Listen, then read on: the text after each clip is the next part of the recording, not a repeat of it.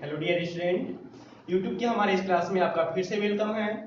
Student, आज हम class 10 science chapter number 2 acid base and salt में जानेंगे इलेक्ट्रोलाइट सबस्टेंस क्या होता है, नॉन इलेक्ट्रोलाइट सबस्टेंस क्या होता है।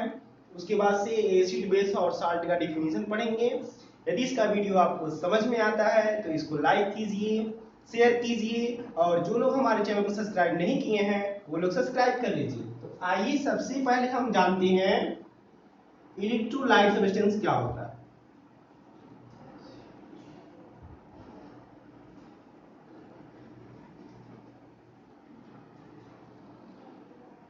वैद्युत अपघट्य पदार्थ जिसे कहते हैं वह सब्सटेंस जिसका जलीय विलयन विद्युत धारा का प्रवाह करता हो, यानी कि जिसके जलीय विलयन में विद्युत धारा प्रवाहित किया जा सके उसे हम इलेक्ट्रोलाइट सब्सटेंस कहते हैं। ये जरूरी नहीं कि केवल जलीय विलयन में ही विद्युत धारा प्रवाहित की जा सके, सॉलिड स्टेट में भी विद्युत धारा का यदि प्रवाह हो रहा है या गैसीय स्टेट में यदि कोई सब्सटेंस उसमें भी इलेक्ट्रिसिटी का प्रवाह हो रहा है तो उस सब्सटेंस को हम कहेंगे कि वह सब्सटेंस इलेक्ट्रोलाइट सब्सटेंस है। मेन चीज उसमें क्या है कि उसमें फ्री इलेक्ट्रॉन होने चाहिए। यदि किसी सब्सटेंस में फ्री इलेक्ट्रॉन है यानी आयन बन रहे हैं तो जाहिर सी बात उसमें फ्री इलेक्ट्रॉन है। तो जब फ्री इलेक्ट्रॉन रहेंगे तो वह इलेक्ट्रोलाइट की तरह व्यवहार करेगा। यह जो है इलेक्ट्रोलाइट सब्सटेंस दो प्रकार के होते हैं, एक हार्ड होता है प्रबल और एक सॉफ्ट होता है दुर्बल।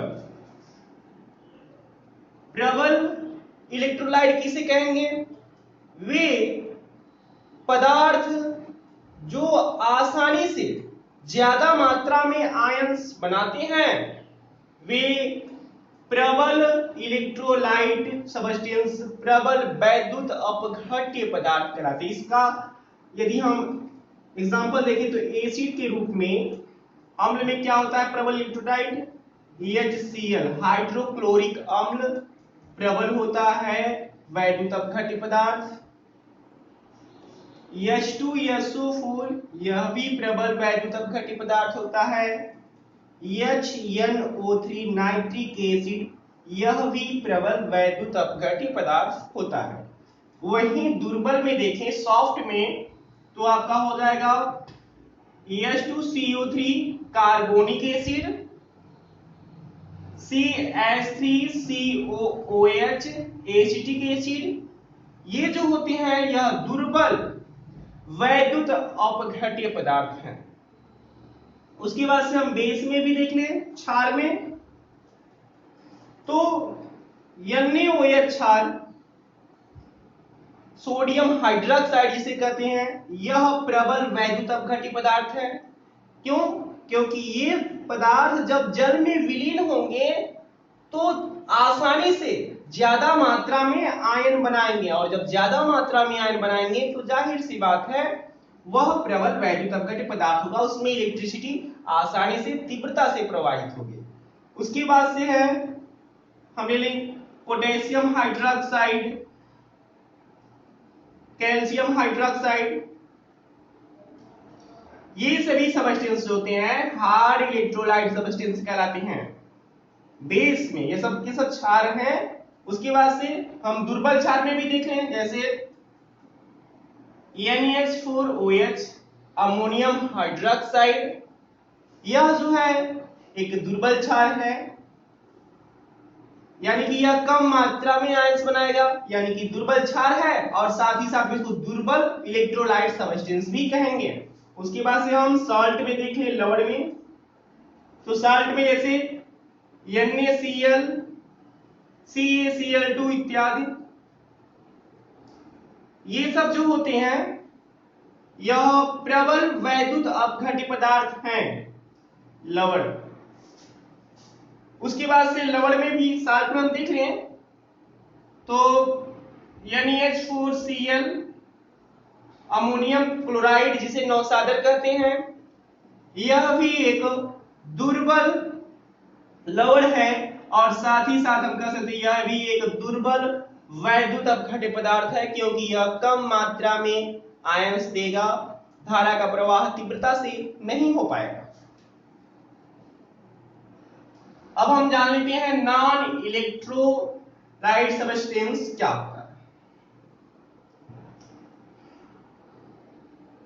नॉन इलेक्ट्रोलाइट सब्सटेंस वह पदार्थ जिसके जलीय विलयन में वैद्युत धारा का प्रवाह नहीं किया जा सकता, वह वैद्युत अनअपघट्य पदार्थ नॉन इलेक्ट्रोलाइट सब्सटेंस कहलाता है। जैसे यानी कि उसमें फ्री इलेक्ट्रॉन नहीं होगा, नो फ्री इलेक्ट्रॉन, तो वह सब्सटेंस जो है नॉन इलेक्ट्रोलाइट सब्सटेंस कहलाएगा। फ्री इलेक्ट्रॉन नहीं होने के कारण, यानी कि वह उसमें आयन ही नहीं बनेंगे। जैसे आपका सुक्रोज है, चीनी, इसका फार्मूला होता है C12H22O11। तो अब तक हम लोगों ने जाना कि इलेक्ट्रोलाइट सब्सटेंस वैद्युत अपघट्य पदार्थ किसे कहते हैं, वैद्युत अनअपघट्य पदार्थ किसे कहते हैं। अब हम लोग जान लेते हैं एसिड, बेस और साल्ट का डिफिनेशन।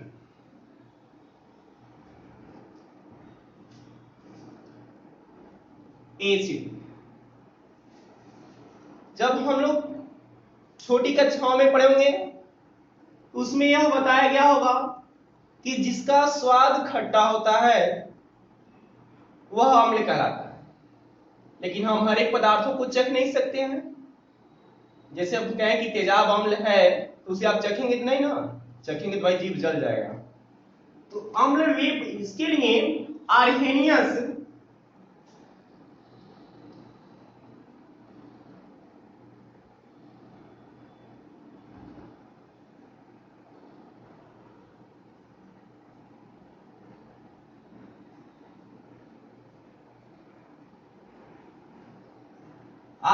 के अनुसार डिफिनेशन बताया गया, वह पदार्थ जो जल में विलीन होकर, जल में घुलकर H+ आयन देता है, वह पदार्थ जो जल में घुलकर H+ आयन देता है और जल के साथ हाइड्रोनियम आयन बनाता है, जिसका फार्मूला है H3O+। वह पदार्थ जो जल में घुलकर H+ आयन देता है तथा जल के साथ हाइड्रोनियम धनायन बनाता है, उस पदार्थ को हम कहते हैं अम्ल। एग्जांपल के तौर पे देख लें तो HCl, H2SO4 sulphuric acid, HNO3 nitric acid, H2CO3 carbonic acid, Cl3COOH acetic acid, इसे सिरके का अम्ल कहते हैं। और भी बहुत से अम्ल हैं जिसे आप लोग जानेंगे आगे चलकर एग्जाम्पल में। तो ये सभी पदार्थ जो हैं जल में विलीन होकर के H+ आयन देते हैं, इसलिए यह अम्ल कहलाते हैं। और जल के साथ क्या बनाते हैं, हाइड्रोनियम धनायन। कैसे हाइड्रोनियम धनायन बनता है, आइए इसे हम देखते हैं। जैसे हम बात करें HCl हाइड्रोक्लोरिक एसिड है, यह जब जल में विलीन होगा तो H+ आयन बनाएगा और Cl- आयन बनाएगा। तो इसमें देखिए हाइड्रोजन है, हाइड्रोजन का एटॉमिक नंबर 1 होता है, इलेक्ट्रॉनिक कन्फिग्रेशन करेंगे तो 1s1 प्राप्त होगा।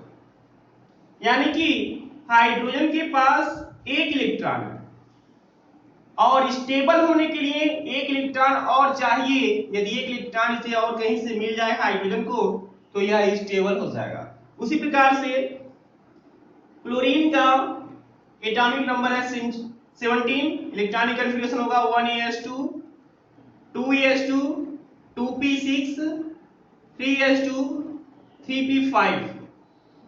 क्लोरीन के बाह्यतम कोश में कुल 7 इलेक्ट्रॉन है, यदि इसको भी 1 इलेक्ट्रॉन मिल जाए तो यह स्टेबल हो जाएगा। हाइड्रोजन के बाह्यतम कोश में 1 इलेक्ट्रॉन और क्लोरीन के भी बाह्यतम कोश में 7 इलेक्ट्रॉन है। इसको भी स्टेबल होने के लिए 1 इलेक्ट्रॉन चाहिए, इसको भी स्टेबल होने के लिए 1 इलेक्ट्रॉन चाहिए।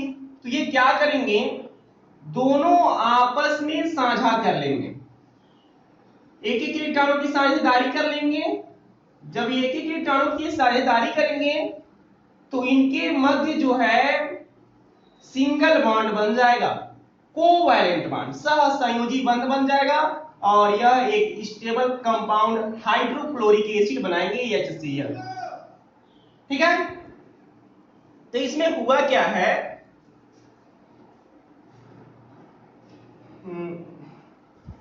जब हम HCl को जल में विलीन किए हैं तो यह H प्लस और Cl माइनस आयन में टूट गया है। तो हुआ क्या है, यहाँ पे H और Cl के बीच जो बंध है, इस बंध में एक इलेक्ट्रॉन जो है इस हाइड्रोजन का है, एक इलेक्ट्रॉन इस क्लोरीन का है।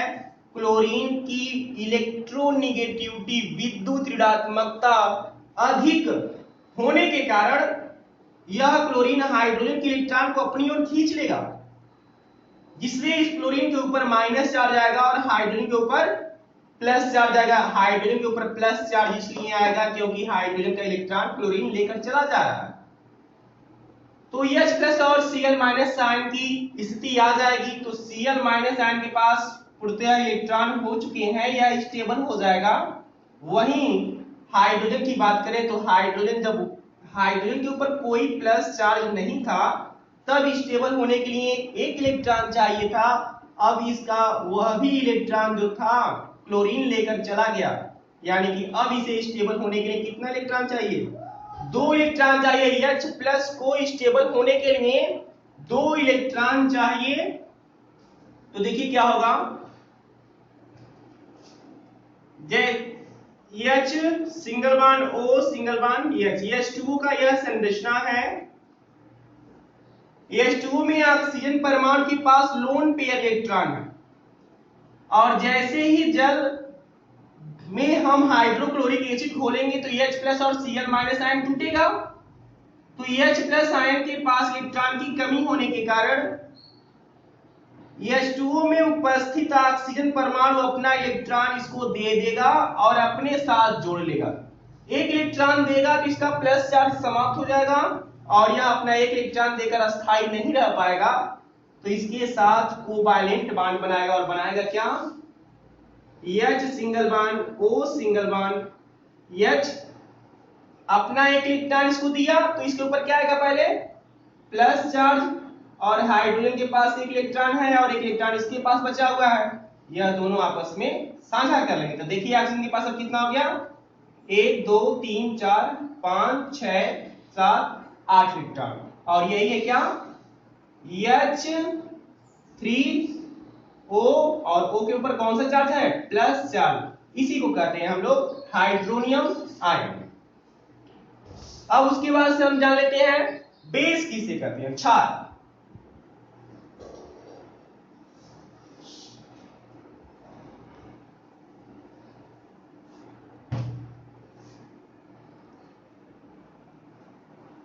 आर्हेनियस के अनुसार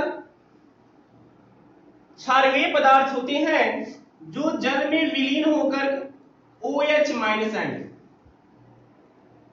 वह क्षार कहलाते हैं, बेस कहलाते हैं। जैसे NaOH sodium hydroxide, KOH potassium hydroxide, CaOH twice calcium hydroxide.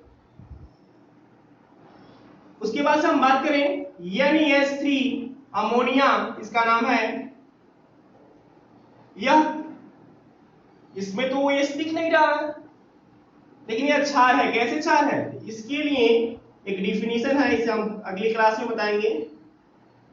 Lewis acid और लुईस बेस।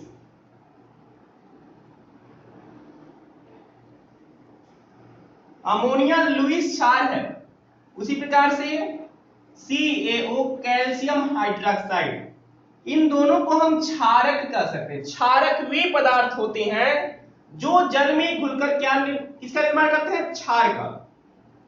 वे पदार्थ जो जल में घुलकर क्षार का निर्माण करते हैं वे क्षारक कहलाते हैं। तो इसको हम जानेंगे अगले क्लास में।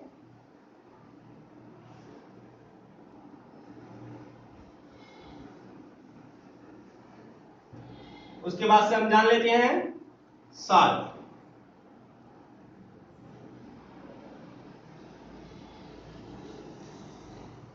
लवण क्या होता है?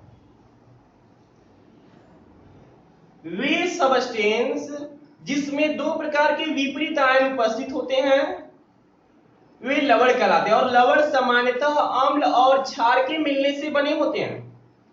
लवण में हमेशा जो आयन होता है H+ के अतिरिक्त और ऋणायन में OH- के अतिरिक्त कोई भी यदि हम आयन लेते हैं तो वह बनने वाला कंपाउंड साल्ट कहलाएगा। ऐसा क्यों कहा जाता है? जैसे मान यदि हम पॉजिटिव आयन में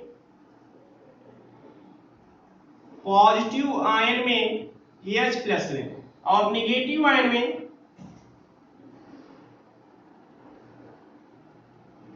OH ना लेके यदि OH लेते हैं तो बनने वाला कंपाउंड क्या होगा? H2O। और H2O ना तो एसिड होता है, ना बेस होता है, ना तो साल्ट होता है। यह तो न्यूट्रल सबस्टेंस है, उदासीन है। यदि हम पॉजिटिव आयन में H+ लें, नेगेटिव आयन में OH ना लेकर कोई और लें, जैसे Cl- आयन लें, तो ये तो बनेगा HCl, हाइड्रोक्लोरिक एसिड बनेगा। यदि हम पॉजिटिव आयन में H+ ना लेकर कोई और ले लें, जैसे Na+ लें, नेगेटिव आयन में हम यदि OH लेते हैं तो क्या बनेगा? NaOH, सोडियम हाइड्रोक्साइड, जो कि एक बेस है, क्षार है, यह अम्ल है, यह न्यूट्रल है। यदि हम पॉजिटिव आयन में Na+ लें और नेगेटिव आयन में Cl- आयन लें तो उस समय बनने वाला कंपाउंड क्या होगा? NaCl। तो NaCl क्या है? आपका एक साल्ट। हमने बताया कि वे यौगिक जो दो प्रकार के विपरीत आवेश, धनावेश और ऋणावेश के मिलने से बने होते हैं वह लवण कहलाते हैं, साल्ट कहलाते हैं। इसमें जो धनावेश होगा H+ के अतिरिक्त, ऋणावेश OH- के अतिरिक्त होगा। तो जब हम धनावेश H+ के अतिरिक्त लेंगे, ऋणावेश OH- के अतिरिक्त लेंगे तो उस समय बनने वाला कंपाउंड लवण कहलाएगा। इस क्लास में बस इतना ही। अगले क्लास में हम मिलते हैं आप लोगों के साथ। लुईस एसिड, लुईस बेस क्या होता है और उसके बाद से जानेंगे हम लोग न्यूट्रलाइजेशन, उदासीनीकरण अभिक्रिया किसे कहते हैं। तब तक के लिए धन्यवाद।